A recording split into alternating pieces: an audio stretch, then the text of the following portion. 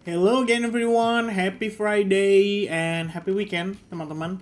Um, Welcome back again ya di Bitcoin update, dan hari ini kita mau kasih update ya untuk Hyperliquid lagi teman-teman.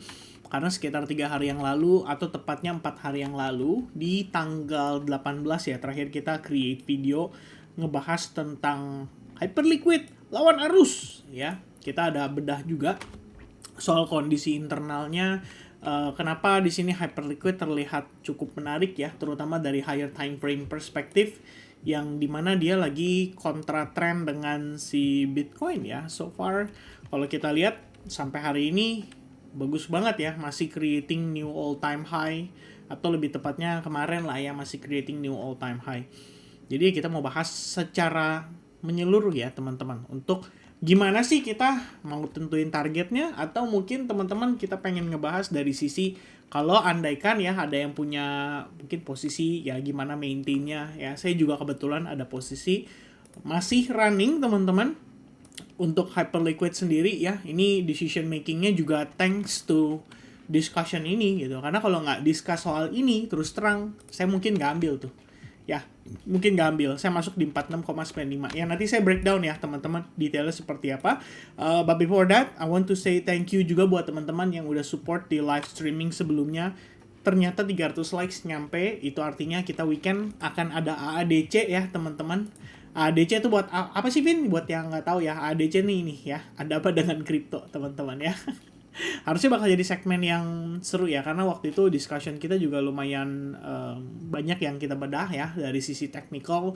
Kadang banyak yang nanya juga altcoins technicalnya. Nah ntar kita bakal review di AADC, oke? Sabtu atau Minggu belum tahu, tapi nanti saya akan inform ke teman-teman. Alright, so make sure kalian standby di Telegram ya. Gabung Telegramnya, cek deskripsi, oke? Oh, sama SAG juga cek deskripsi, oke? Alright guys, so let's talk about the market. Update dikit aja ya.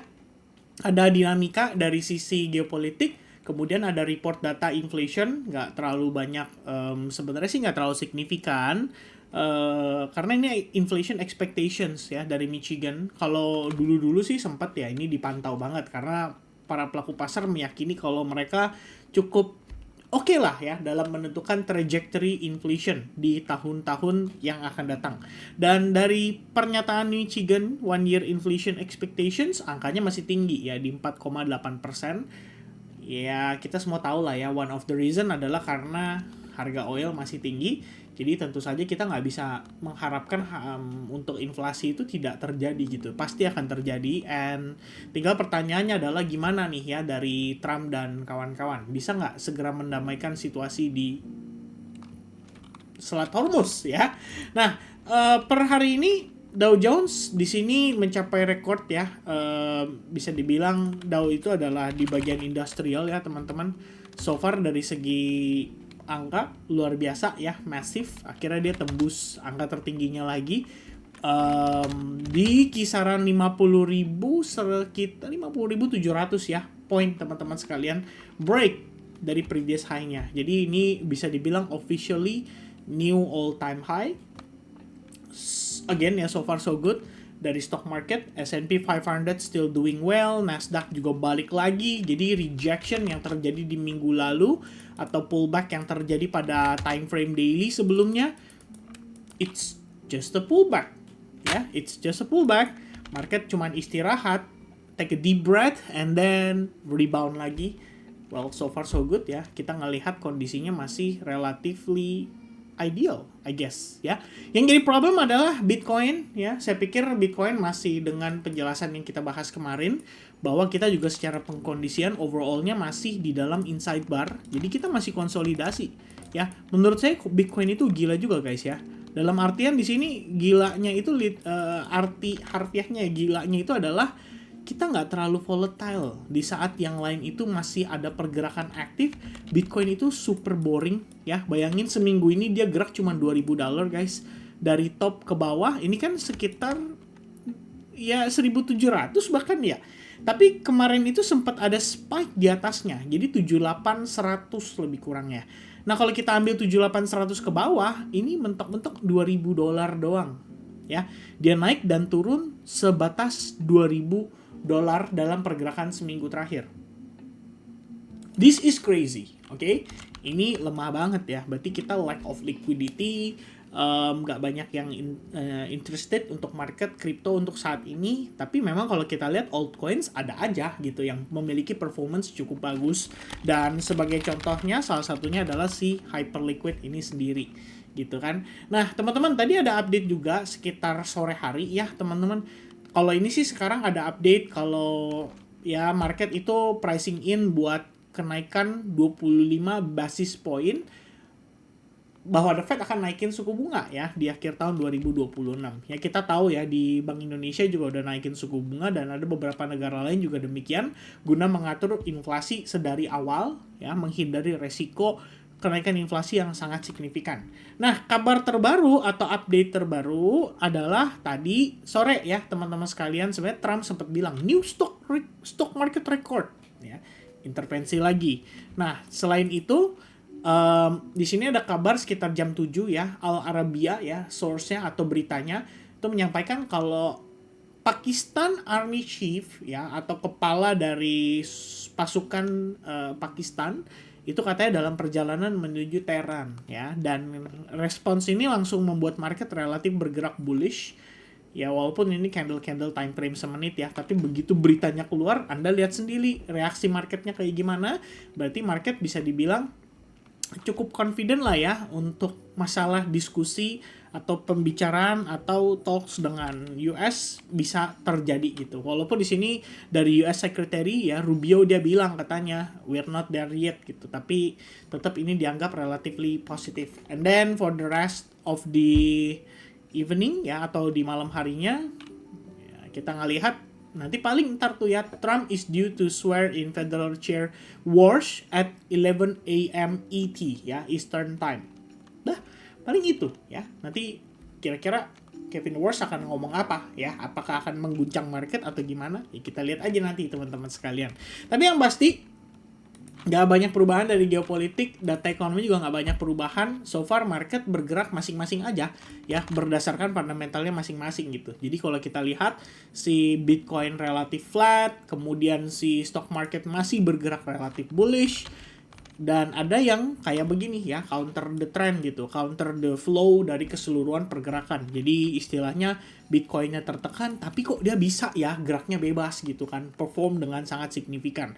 Apakah ini anomali gitu kan ya? Apakah ini adalah sesuatu yang sifatnya tidak bisa terjadi pada market crypto? Sayangnya sangat bisa teman-teman sekalian ya. Saya sih nggak bilang anomali ya. Kalau saya sih berpendapat ini lebih kepada ya it's market gitu kan. Ketika market mau mainkan ya dia akan mainkan gitu. Ada market maker yang bersedia untuk menggoreng harganya sehingga membuat harga ini terlihat lebih menarik dan memancing lebih banyak orang untuk FOMO gitu.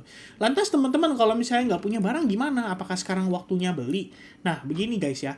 Tergantung peruntukan masing-masing. Kayak saya waktu lalu ya, setelah ngecek posisinya si Hyperliquid dari internalnya, terakhir kita bahas itu kan begini ya. Dia berbentuk bull flag, kita bisa bilang.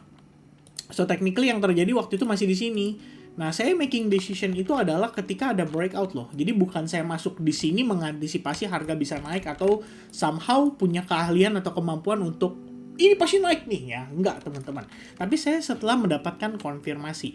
Yang saya tahu adalah resistance ini kuat dan kalau tembus, saya sampaikan pada saat itu minimal gocap nyampe gitu ya. Itu target paling minimum. Kenapa? Karena gocap itu sebetulnya kalau kita bicara gocap itu adalah angka psikologi gitu kan ya. Yang saya nggak nyangka adalah dalam 3-4 hari dia langsung perform sampai new all time high. Ya, saya sendiri juga awal-awal terus terang nggak nyangka teman-teman ya. Saya pikir ya udahlah saya coba untuk keep maintain as long dia create higher high dan higher low secara struktur. Nah, kata kuncinya di situ. Jadi begitu saya lihat oh ya bagus dia break retest gitu kan, holding lama. Untungnya holdingnya ngebentuknya ascending triangle pattern. Dia break. Sebenarnya saya sempat antisipasi pengen melakukan average up. Sayangnya nggak dikasih teman-teman. And then harga pushing ke range yang lebih tinggi. Kebentuk di sini bullish pennant, break lagi, creating higher high lagi. Terakhir di sini liquidity sweep doang, konsolidasi, membentuk falling wedge, and then break lagi. Sekarang kita deket area previous high-nya dan kelihatan agak struggling ya. Jadi agak kesulitan untuk somehow bisa mungkin meneruskan rally-nya secara signifikan secara langsung gitu. Tapi kalau kita lihat juga belum sepenuhnya dia gagal untuk bisa perform gitu ya. Kita bisa ngelihat ini lagi-lagi dia ngebentuk yang namanya ascending triangle pattern. So if you guys check terakhir kali kita discuss itu juga sebenarnya overall-nya dia membentuk yang namanya ascending triangle pattern gitu. Cuma saya pikir tadinya ada satu kali lagi nih nge-retest ke bawah gitu kan. Ternyata nggak dikasih, dia langsung break gitu. Habis itu ternyata kenceng guys, langsung bergerak dalam kondisi yang relatif strong. Oke? But overall, here's the idea. Kalau kita ngelihat kondisinya sekarang ya, teman-teman kalau misalnya Anda mau ngukur gitu kan, kayak Vin, bisa naik seberapa jauh sih gitu kan. Ya berbagai macam metode bisa dipergunakan. Salah satunya adalah misalkan menggunakan Fibonacci extend, Anda balik posisinya seperti ini. Ya, habis itu kita keluarin extended Fibo. Habis itu teman-teman tambahin udah paling gampang ya, paling gampang teman-teman tambahinlah level 2618. Kemudian nextnya adalah 3618. Udah ya, kelipatan 618 teman-teman atau kelipatan golden ratio. Jadi nextnya 2618 level $61,08 sudah dites dan lumayan tertahan. Kalau tembus nextnya adalah 73,028. Oke, kalau reject gimana Vin? Ya udah, Anda expect dia turun dulu, Anda bisa pakai Fibonacci yang tidak terbalik. Jadi Anda ambil dari low point-nya, Anda tarik ke atas, and then Anda cari potential area yang bisa membuat dia ter-rebound kembali. Di sini ada kisaran 46, kalau kita lihat dia retrace sekitar 50%, berarti sekitar lebih kurang 48,88. Bisa di-expect untuk dia retest, habis itu ada potensi dia rebound lagi. Kira-kira seperti itu. Ya, kalau internalnya gimana, Vin? Nah, saya lebih suka, preferensi saya adalah following the structure dari internalnya. Jadi selama kondisinya dia masih relatively bullish, ya udah kita tinggal follow up aja berdasarkan kondisi tersebut. Jadi saya nggak mau terlalu banyak berspekulasi, walaupun kita tadi bisa ukur kayak potensi topnya, ini ada topnya gitu. Teman-teman bisa melakukan taking profit secara parsial. Ya, take profit parsial, reduce ya Anda punya positioning, mungkin nggak perlu terlalu heavy, nggak perlu terlalu besar gitu kan, bisa reduce, bisa take profit dulu sebagian, and then kalau misalkan ternyata nanti naik lagi, Anda masih bisa atau masih pegang posisi, habis itu bisa profit taking lagi secara berkala.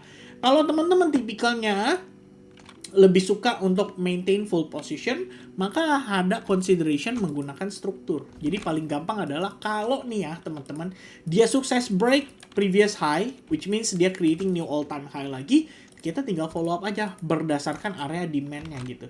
Jadi kita bisa expect nih ketika dia naik, katakanlah dia pullback, nanti bisa mantul lagi gitu, dan masih bisa ngejar ke higher high lagi.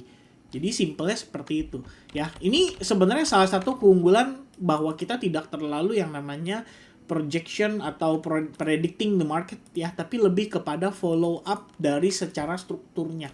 Selama struktur mendukung, selama kondisinya terlihat masih dalam kondisi ya trending atau bullish ya dari kondisinya, ya udah tinggal di follow up berdasarkan itu. Ya, itu kalau misalkan yang saya lakukan dalam aktivitas saya trading gitu ya. Apalagi kalau zaman dulu teman-teman ingat ya, saya zaman masih swing, ya kayak begini udah pasti hold punya gitu ya. Bukan kita cuma nyari kayak sekitar 2-3 R gitu, tapi saya akan hold sampai dia ngasih tahu saya, oke, this is the time to exit. Memang sometimes profitnya berkurang, tapi kalau kita dapet nih timingnya tepat kayak begini, dia lagi rally kenceng, kita bisa maximize gain-nya. Ya, kira-kira seperti itu teman-teman sekalian. Alright, so overall, kalau kita lihat pengkondisiannya, USDT dominance ini mendekati area demand. Kita ngelihat juga di sini dia sudah mulai terkonsolidasi, mungkin start ya, you know ya, kalau kita lihat kondisinya udah mulai start reacting dari area demand. Artinya kalau misalkan teman-teman mungkin ada pemanfaatan dari long bias ya, harus ada consideration untuk reducing after rejection dari sini. Kita nggak pernah tahu kapan nanti buyersnya mulai start masuk lagi. Bukan buyers lah ya, kalau kita lihat secara struktur, kita ngelihat kapan harga mulai naik impulsif lagi, dan itu bisa menyebabkan Bitcoin, even altnya juga akan tertekan gitu. Kita selama ini kedukung dengan Bitcoin dominance guys. Jadi kalau kalian perhatiin, dominance itu lagi turun-turunnya. Dan saya udah sempat review juga ke teman-teman soal others BTC. Sempat was-was ya, karena kita dekat dengan area supply, atau kita bisa bilang area di mana berpotensi mengalami rejection. Untungnya, kita ngelihat di sini, ya dia cuma sebatas ngebentuk falling wedge doang. Jadi bukan strong rejection, melainkan market itu memang sedang beralih ke altcoins. Jadi begitu dia break, ya udah dia rally lagi, nanjak lagi gitu ya. Next stopnya gimana? Ya kita lihat aja dulu, selama dia naik juga masih impulsif, next stop mungkin bisa ya teman-teman di kisaran zona-zona ini gitu. Jadi dekat-dekat sini juga boleh mulai reduce intentionnya ya dalam mengambil atau menghajar long setup ya. Mungkin udah boleh considering untuk wait and see ya, unless dia breakout lagi ya oke, kita bisa follow up lagi ya. Tapi sementara balik lagi alts kedukung gara-gara situasi ini. Jadi kalau teman-teman cek market cap-nya others tuh ya, setelah terakhir itu dia turun gitu kan, di sini ketahan nih di area support resistance dari segi market cap-nya. Habis itu kebentuklah si inverted head and shoulders, break dari inverted head and shoulders, price naik ya atau market cap-nya naik, dan sekarang kita mendekati area supply yang berpotensi, balik lagi berpotensi ya, bisa memberikan rejection pada market cap di altcoins. Dan jika terjadi artinya siap-siap aja, altsnya berarti bisa jadi rontok gitu ya, atau terkoreksi dulu lah dari rally yang mungkin sebagian yang berlangsung gitu. Dan ketika itu terjadi, it's time to short ya, it's time to looking for short setup. Okay, so that's on my opinion currently teman-teman. Alright, so that's gonna be the update. Thank you very much guys buat kalian yang udah nonton video ini. Semoga informasinya bisa bermanfaat. Kita jumpa lagi sama teman-teman di weekend nanti AADC. Ya, semoga teman-teman mau hadir dan ikut meramaikan ya si AADC. So thank you very much once again for your for watching. God bless to everyone. And don't forget to hit the like button. Juga cek deskripsi untuk bergabung di SAG pada periode bulan Juni ataupun untuk bergabung di Telegram group. Dan sekali lagi terima kasih teman-teman. Happy weekend. God bless and cheers guys. Bye bye.